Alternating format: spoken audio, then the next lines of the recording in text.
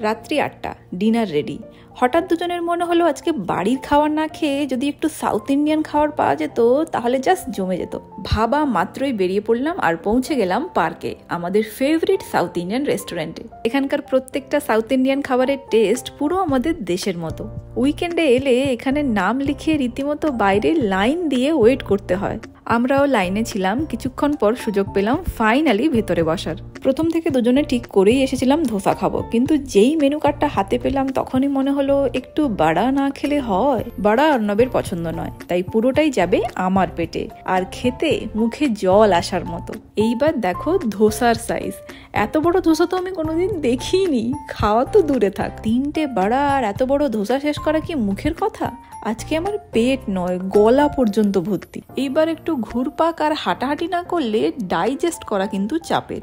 এইবার চটপট বাড়ি গিয়ে বিছানা দেখতে পেলেই শান্তি।